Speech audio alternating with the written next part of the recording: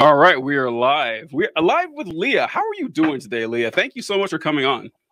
Of course, I'm doing well. I will admit I'm a wee bit stressed because my final thesis for my master's is due. It's like Yo. it's fake thesis. It's due today. Oh, is it done? No. What? What are you doing here? What are you doing? What is going on? Having fun. I'm ignoring my responsibilities until further notice. No, that's great. That's great. I got so John, my co-host on The Left Wing, he was contacted by someone who was in she was in, I don't know, I forgot what school she's in, but she's doing her master's thesis, and it's something about social media stuff. And so she reached out and interviewed him for, and then he recommended her to me. And so I'm doing an interview with her on Tuesday. And I was like, oh man, I remember doing like interviews for my master's thesis. I remember doing that stuff and everything, and just reaching out to people to go over stuff. It's like, oh man, like I don't envy you guys. I don't like. I always said that. I've said this for years, that people love learning, but they hate school. I don't know if that counts for you, but 100%. It's the constant assignments. The one that gets to me is I was just talking to someone who's she's becoming a physician assistant. And so we were talking because I'm going to med school in August. And she was telling me how they had to take a class on burnout. And then they had to write an essay on what they learned in said burnout class. And I'm like, that's how you burn us out, is by making us do all of these useless assignments. Not saying that my fake thesis, because I'm in a public health program, so it's not a regular thesis. But yeah, I do agree with that. I love learning, and I've learned so much more in the past 2 years with my hybrid master's program than I think I did in undergrad. But maybe I'm just biased because I'm currently in it. So, well, and so all right, I'm seeing how much we have in common with this here. So glad you agree with that, because I think this applies to most people. Because like kids love learning, like that. You know, they ask 1,000 questions because they're brand new to the world. Yeah, it's great. And then we beat that curiosity out of them. You know, quite literally, literally sometimes. Yeah. But there's so much to know and explore about the world, and then you annoy adults with questions. One, because they don't feel like answering them, and a lot of times they don't know the answers themselves, and they feel embarrassed. God, yes. Yep. And so I remember, like in school, I was a C student in high school. In fact, when I started my my social media account, I wanted to call it C Student Politics. That was my first name I had, because I don't know about you, but I get really frustrated when people can't figure out real simple shit. Because look, people, if a C student like me can figure this shit out, like you guys can definitely do it. But as I progressed more and more, my grades got better and better. Like my master's course, I finished with a 3.84 GPA, which I never had in high school. But I realized that the further you went on education, the more it suited my skills, which were you can also pick your classes. You can pick your classes. Yes. It's almost as if when you're doing things that you're interested in and that you care about, that you're going to put in more energy and enjoy it. Exactly. Yeah. And I definitely had a similar experience, at least from high school. Yeah, high school. I will admit, I always got somewhat.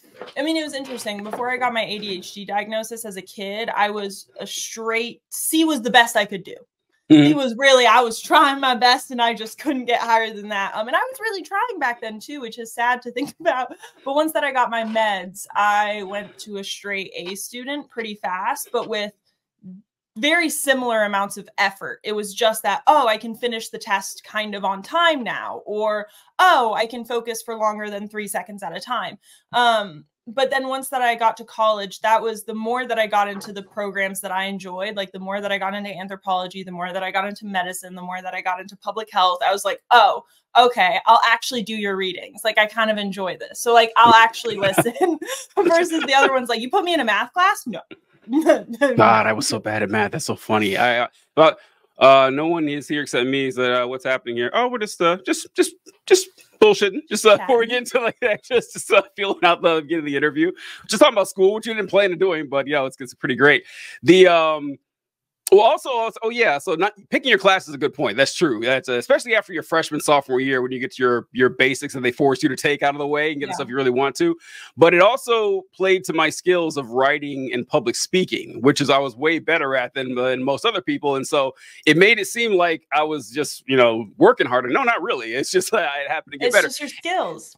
Yeah, and I remember watching something, I think it was Finland. I want to say it was Finland, and how they handle like history classes. In that, so in the United States, you're in 9th grade history, and they say, okay, so this month we're going to be covering World War I and all the stuff around World War I. We're going to talk about, you know, the Archduke Ferdinand, Gavril Princip, all the alliances and stuff, all the battles, and it's a very regimented. But then this guy was talking about his class. He's like, well, what we do is like, so we're going to cover this month, you know, world history or whatever history from 1900 to 1930.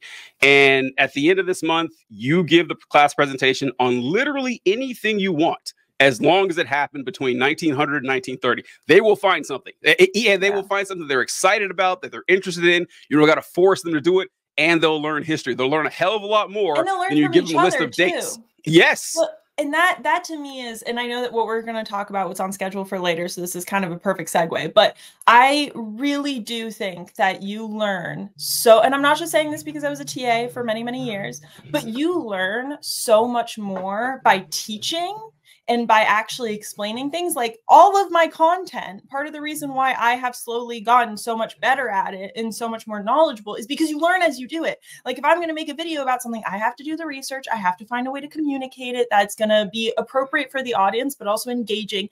All of those skills to me are infinitely more useful than taking, especially a multiple choice test. I'm like, when am I in my real life, am I going to be given option A through D and I'm going to pick the best one? Because I promise you that's not the situation. I have to come up with the options. And that always did really upset me, that a lot of my school was based on like that test format of either you have it in you or you don't.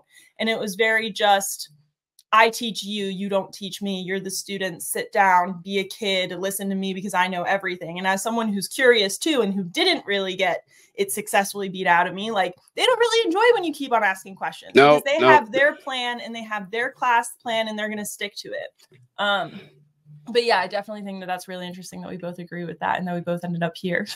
I don't think that that's a coincidence. No, not at all. And in the multiple choice thing you mentioned, not only are you, I guess sometimes you're like, okay, I know the problem is either A, B, or C, but you know what? You're not expected to memorize that. You can reference, something to help you out in your actual life. Like no one's going to there's not like split second decision making in most options like that. And even as someone who was in those situations as an EMT where it is split second, you know what we have access to before we get to that call that we are highly recommended that we do, which is Google what we are going to. Now, I'm not saying that every single dispatch is right because they're not always right. They will say that someone stubbed their toe and you get there and it's a broken leg. Other flip side, they'll say that they broke their leg. You get there, they stubbed their toe. But the point is that regardless of what you think it's going to be, you have that 10-minute, most of the time, drive. Yeah. Where you can review what it is. And God, it made me so mad when I was on the ambulance when there would be people who I could tell that they didn't know an answer. And instead of just saying the words, I do not know, give me a second to look it up, which like I often did. I have my phone. If you tell me that you have a medical condition that I have never heard of before in my entire life, I'm not going to pretend that I know what rare condition you have. I'm going to Google it and try and learn as much as I can. I'm going to be honest with you about my strengths and weaknesses. And oh God, that just, yeah. That's difficult for people to do. For some reason, it's difficult. And it might be, you know what? I never made this connection. It might be because of school. Like, I don't know if maybe it's just a natural human instinct. I don't know, but it might be. No, we're taught that saying I don't know is not okay because you're supposed to have the answers. And I definitely think that goes back to school because you're never in a test situation. If you don't know, you're screwed. So like we're taught that at such a young age that it's not a good thing to say. And so few adults say it that we don't have really good role models, especially people who are in positions of authority. And I really do think that that's one of the most negative aspects of our schooling system is that people grow up not feeling comfortable to say, I don't know, or I'm sorry, I was wrong. Like, oh, you beat me to it. Jesus Christ. I was like, just say those two things. I had it ready. It's like the other one is no one wants to admit they're wrong. And it's incredible. Then again, all right. So how do I say this without sounding like a dick? Like for people like us, I think it might be easier because I assume people think about you because I do. And everyone else seems to that. They're like, okay, well, this is a smart person. And so if I say, I don't know, or, hey, I was wrong about that, it's not really held against me. It's like, but I was like, well, why doesn't everyone do it? But then I guess not everyone has that option, because like if you're in a precarious situation and then you fuck up and you admit it, or you're just like, hey, I don't know, I'll find out, it could be kind of to punish you. But that just goes back to the whole cultural problem with that, because there shouldn't be an issue with that, because that's good. That's good that you admit that you don't know. And also, I was going to get into beginning is that I first ran into you about a year ago, I think. And it was a video, because it's funny when you said that, how it's true, you do get better and better, but I feel like I ran into your account pretty early on. And you had done a video talking about how communism is something that people ask you. I remember the line you used, that when I say I want communism, you come forward with a bunch of questions. I have to solve every single problem that could exist, even for your grandmother or something. And that when in reality, you should be trying to convince me why this system is good. Like, why is it the other way around? That's the first video I saw of yours. And I thought that was incredible. Like, it was a really good, had a lot of explanatory power. So you were pretty good at it from the beginning, or I guess that meant at the beginning, but I will say that you were like saying, what, did I come in at an early time? If that was the video that introduced you, unless you got to it real late, which based on how long we have been talking, I've only been doing this for a bit over a year and a half. That's about right. Yep, sounds about right. Yeah. Yep. So it would have been really early, and that was one of my first, like, out of my first 5 videos, 3 of them ended up going viral, and that was one of them. The other ones were, and that's what I've kind of learned over time, is that you're always going to have some hits and some misses. And you're going to think that the misses were bangers, right? And no one else will. Right? And you're just like, I thought it was funny. I'll just get myself back down. Yeah, it is true. It's like, sometimes you know with 1,000,000% certainty and you're correct. But then other times, like, oh, this is definitely good. And it's like, oh, it just does all right. Like, that's weird. That's I don't know. Because like, I refuse to believe that my judgment is that far off. Like, sometimes it just like TikTok, I don't really do on Instagram or anything, but like, it picks videos that it wants to push sometimes. And it's like, that just happens. And so, it really, really does. You can't use it. You can't, right? And also, so I started thinking about that. What do you think about this one? So I know that, like, we're going to talk Palestine eventually. We'll get to Palestine and everything. But with the Palestine stuff, earlier on, I remember, like, a lot of us were discussing how a lot of the Palestine stuff was suppressed. Like, it wasn't posted at all, or maybe it was limited to outside of your For You page and stuff like that. Yeah. But then over time, I've seen that it hasn't been quite as bad as it was like 6 months ago. Yeah. And now I'm forced to, with the uncomfortable reality that a lot of people just don't care. That's the really sad thing, that people just like, yeah, all right, sure. And that's even worse. Honestly, it's even worse than it being held back. Like, if it were just the algorithm, then it's like some faceless corporation that's just trying to get the most profit out of us content creators. And then I'm like, okay, fair, this isn't the most profitable for you. That makes sense. But when I notice that it's not being suppressed, and that it's just that people would rather have especially like my regular run-of-the-mill, like, communist good, capitalist bad, like, when they just want that regular content, not that I don't enjoy making it, I love it, but I can just tell based on just like how energy is starting to dwindle, I think. But with that said, I will say that these encampments right now have sparked it a whole nother round. And I think that that's exactly what we needed, because I was starting to notice people just like starting to be like, okay, it's been 7 months. Like, I've been in it for this long. I haven't seen anything change, which is like, welcome to our life on the left. Like, that's just how it is. Like, if you want to be a part of the left, welcome, because that's just kind of what we're dealing with. Is that the status quo is very rigid and refuses to change. And I think that these encampments do really give me hope, but we'll talk about it later.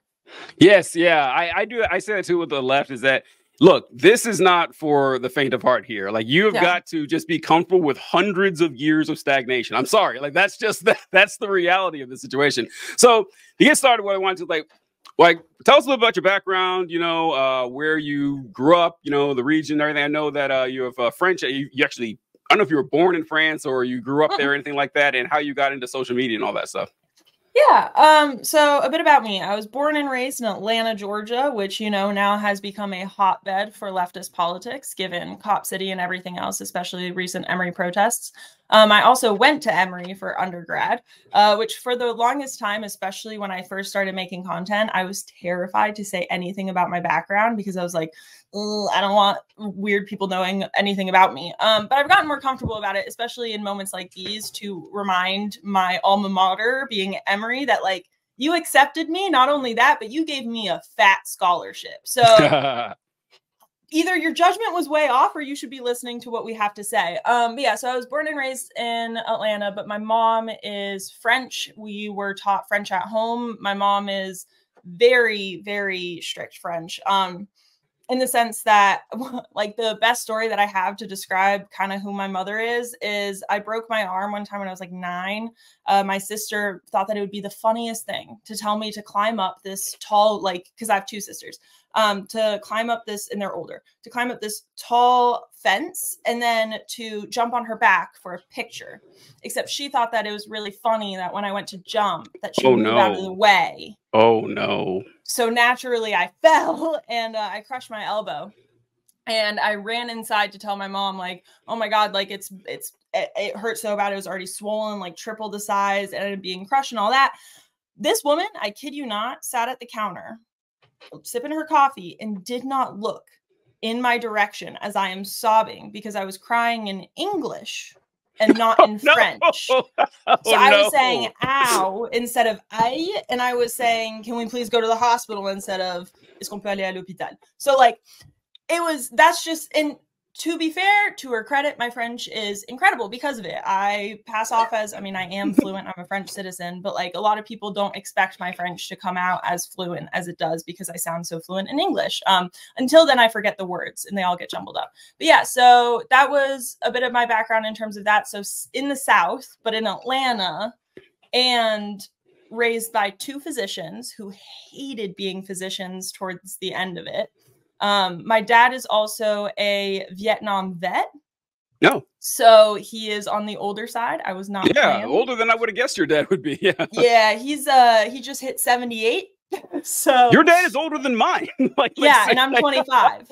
Yeah, so wow. And I just turned 25. So that's just important, I think, in terms of where my politics started out, because my politics, like both my parents are older. And on top of that, my dad was a Vietnam vet who did agree with some student protests back in his day of the 60s. Like he always talked about the civil rights movement nicely. He's from Philly. So like he's not from the South. But then when it came to Vietnam, that's when he would just kind of shut down and really not want to talk about politics, which, you know, given that he was drafted and sent there, I don't really want to ask too many questions. It sounds pretty bad. I have to interject. I'm curious what your mom thought of the Vietnam War. Like I want her opinion. This is my mom is 11 years younger than my dad, and my mom's politics can, I think, best be described as very French in their nature. So focused on French politics a lot more than American politics, even though she was living in the States, which I think is interesting. But she tends to be liberal leaning, like she is just a liberal. Mm-hmm. But with the French little touch of like when she talks about immigration in France, it's not good. But when she talks about like feminism and stuff, it's very good. So I would describe her as very much like a white feminist liberal, not to say that she doesn't have some amazing revolutionary radical qualities that I definitely take up after her. Like she was the first one to be like, yeah, the French Revolution was good.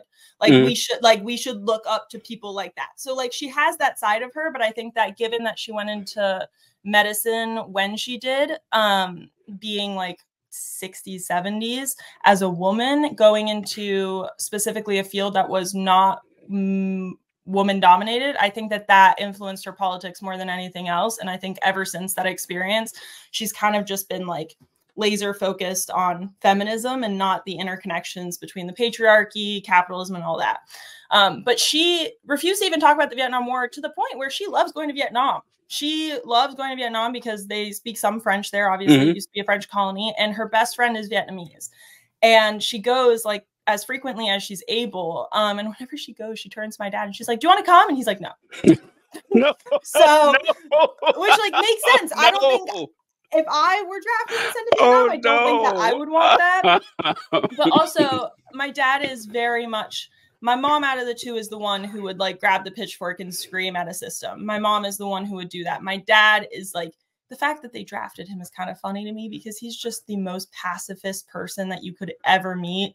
Like, he just hates it when anyone raises their voice. He despises arguments when they are like debates instead of conversations. Like, that's who he is.